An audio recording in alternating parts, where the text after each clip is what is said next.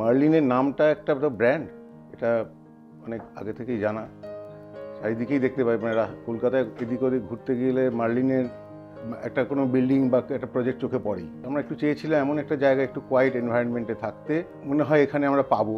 তারপরে একটা সুন্দর একটা লেকের একটা ভিউ আছে আমাদের।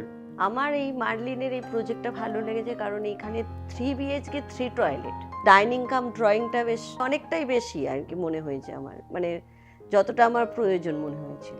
তো এছাড়া সব থেকে বেশি আমার যেটা ভালো লেগেছে সেটা হলো টেরেস, ওপেন টেরেসটা। আমি মানে মার্লিনের আগে আমি অনেক প্রজেক্টে দেখেছি, আমারও ইচ্ছে ছিল এরকম একটা ওপেন টেরেস হোক। তো এই জন্য আমার এই ফ্ল্যাটটা খুব ভালো লেগেছে। অ্যামেনিটিজ যেগুলো সব প্রজেক্টই দেয়, বড় প্রজেক্টে দেয়, কিন্তু খুব কম প্রজেক্টেই স্কাই ওয়াক আছে, কিছু কিছু হয়তো হচ্ছে। এখন আমাদের এখানে স্কাই ওয়াক দেবে উপরে একটা রুফে, সেটা নিয়ে আমি একটু এক্সাইটেড। একটা প্লাস পয়েন্ট হলো লেক, ওই জন্যই আমরা আর কি লেক ভিউ নিয়েছি। লেকের ওই জায়গাটা আশা করছি কোনোদিন আর কোনো হাই রাইজ হবে না, ওটা ওপেন থাকবে। লেকের পাশ দিয়ে ট্রেন যাচ্ছে, ফ্লাইট, এয়ারপোর্ট দেখা যাচ্ছে, এইগুলোও একটা মানে প্লাস হয়েছে আমাদের এই প্রজেক্টে।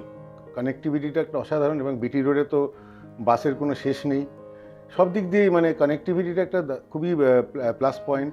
এয়ারপোর্টটা এত কাছে হয়ে যাবে, কখনো আমরা এয়ারপোর্ট যেতে গেলে আমাদের আর ওই মানে অত দূর যেতে হবে না, এর দিক থেকে আমরা মেট্রো করেই চলে যেতে পারবো।